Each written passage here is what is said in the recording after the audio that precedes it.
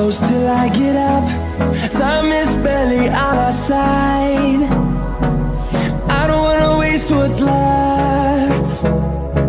The storms we chase are leading us, and love is all we'll ever trust.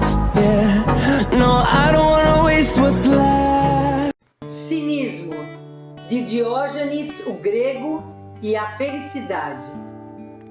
O cinismo foi uma escola filosófica grega criada por Antístenes, seguidor de Sócrates, aproximadamente no ano 400 a.C., mas seu nome de maior destaque foi Diógenes de Sinope.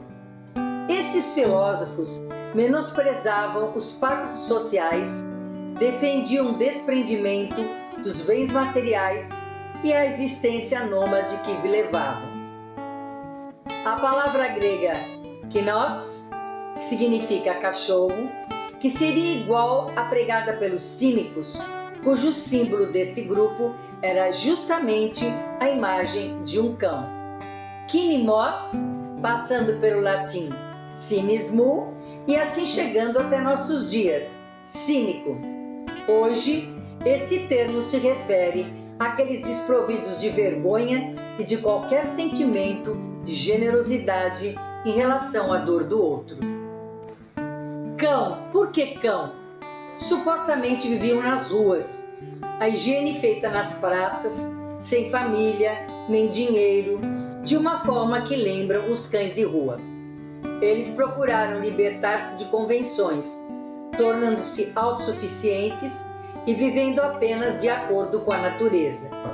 Eles rejeitavam todas as noções convencionais de felicidade que envolvessem dinheiro, poder ou fama, a fim de viverem de forma virtuosa e, portanto, feliz. Sócrates já expressava seu repúdio pelo excesso de bens materiais dos quais a humanidade dependia para sobreviver. Ele tinha como alvo a verdadeira felicidade, para a qual nada disso era necessário, pois ela estava conectada aos estados da alma, não a objetos externos. Posteriormente, os cínicos passaram a pregar justamente esta forma de viver na prática diária. O modo de vida cínico exigia formação contínua, não apenas o exercício mental, mas também treinamento físico, cuidar do corpo. Treinamento é incompleto um sem o outro. Boa saúde e força estão entre as coisas essenciais, seja para o corpo ou para a alma. Sócrates apresentava provas irrefutáveis para mostrar facilmente que com a prática de ginástica chega-se até a virtude. Nos trabalhos manuais e outras artes, se pode ver que os artesãos desenvolvem habilidade manual extraordinária através da prática. Mais uma vez, o caso dos tocadores de flauta e dos atletas. Que habilidade eles adquirem por sua própria labuta incessante. E se eles tivessem transferido seus esforços para o treinamento da mente, com seus trabalhos, teriam sempre sucesso total. Nada disso significava que o cínico se afastava da sociedade. Os cínicos viviam sob olhar público e eram completamente indiferentes em face de qualquer insulto que possam resultar de seu comportamento pouco convencional. A influência mais imediata para a escola cínica foi de Sócrates. Ele professou amor pela virtude, indiferença com a riqueza e um desdém pela opinião geral. A filosofia cínica teve um grande impacto no mundo helenístico e, em última análise, tornou-se uma importante influência para o estoicismo. O maior representante do cinismo foi Diógenes de Sinope, que vivia um barril nas ruas de Atenas, comia carne crua, levando o cinismo a seus extremos lógicos. Era chamado o cão. Vivia com uma lanterna, um saco, uma tigela e um bastão. Vivia com uma lanterna e dizia: estou procurando um homem honesto. Viu uma criança tomar água com as mãos e jogou sua tigela fora. Posso usar minha mão para comer e beber. Não preciso disso. Qual o problema de dormir em público, comer e viver na maior simplicidade? Seu maior inimigo foi Platão, que Diógenes dizia que não merecia ser discípulo de Sócrates, pois no seu mundo das ideias, seus conceitos eram para a elite, nunca para o povo. Numa discussão, Platão disse a Diógenes: se você tivesse cortejado a Dionísio, você não estaria lavando alfaces. Diógenes respondeu: se você lavasse alface, não teria que cortejar um tirano. Diógenes ia regularmente à academia de Platão para importunar e perturbar.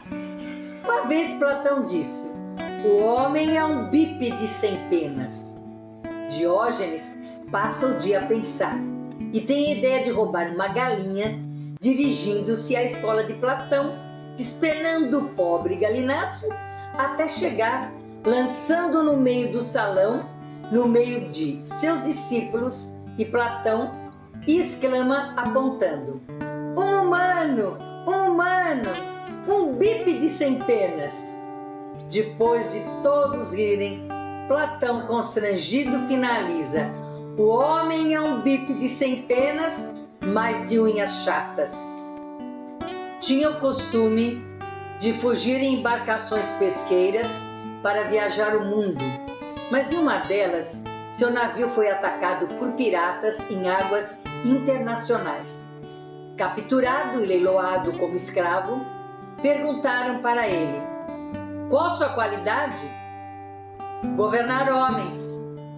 E apontou a um senhor e disse: vendam-me para esse homem, ele parece precisar de um mestre. O homem achou Diógenes genial, o comprou e foi responsável pela educação de seus filhos e orientação de sua casa e negócios. Ficou famoso na Grécia e influenciou o helenismo e o estoísmo por muito tempo. Ficou tão famoso que foi até visitado por Alexandre o Grande, Alexandre da Macedônia. Ainda antes da guerra, não era chamado o Grande. E ao encontrá-lo, Alexandre solicitou a que estava Diógenes deitado no seu barril, que ele pedisse o que quisesse. E ele disse para Alexandre: sai da frente, por favor, pois está tampando a luz do sol. Diógenes estava com esse ato demonstrando quão pouco ele necessitava para viver bem conforme a sua natureza. Essa resposta impressionou vivamente Alexandre, que na volta, ouvindo seus oficiais zombarem de Diógenes, disse: se eu não fosse Alexandre, queria ser Diógenes. E Diógenes ao longe ouviu e disse: se eu não fosse Diógenes, gostaria de ser Diógenes. Mesmo tendo tido a liberdade como prêmio pelo seu valor intelectual, voltou para as ruas, local onde ele, através de puro cinismo, tentava combater o poder, a luxúria e a corrupção no mais amplo sentido. Sua vida inspirou escritores como Roberto Bolanhos a criar o personagem Chaves da TV. Chaves é um garoto órfão que mora na casa número 8 do cortiço. Não, ele não morava dentro do barril, mas aquele barril era seu esconderijo. Ele deixa claro que é impossível para uma pessoa morar dentro de um barril. Todos os dias, entre uma brincadeira e outra, ele tenta fazer o seu melhor para arranjar o que comer e sobreviver. Seu nome verdadeiro, sua origem e até mesmo quem cuida dele são um mistério nunca revelado pela série. Diógenes domina a história do cinismo como nenhuma outra figura e ele passou a ser visto como filósofo cínico moderno. Dedicou sua vida à autossuficiência, à austeridade, à falta de vergonha e ficou famoso por seu amor da sátira e humor. O tempo é o espelho da eternidade. Hoje, o cinismo acontece de forma positiva nas ruas dos menos favorecidos, mas que combatem a desigualdade, as conveniências morais e sociais injustas. Ao lado cínico, aquele que fala ou age com descaso, imprudência, falta de escrúpulos, petulante, atrevido, debochado, sarcástico, repleto de fingimento e popularmente chamado o cara de pau. Geralmente, o cínico fala uma coisa e faz outra. Não cabe aqui citar nomes. No entanto, no campo da política nacional ou local, certamente você deve conhecer uma porção de cínicos. O cínico adora confundir a população. Vive invertendo o sentido das palavras, da história em seu próprio interesse. O cinismo ganha tão sinistras proporções entre a classe política brasileira. Lidamos com uma proliferação de certezas que se apresentam como crenças estáveis. É preciso assumir a possibilidade de outros modos de encarar e ordenar o real, sem mentiras, principalmente na conservação do meio ambiente, no controle de pandemias. Os indivíduos são, a todo momento, chamados a se responsabilizar pessoalmente pelo cuidado com a própria saúde e dos outros, respeito aos índios e aos menos favorecidos. A pandemia não acabou, o resto é cinismo.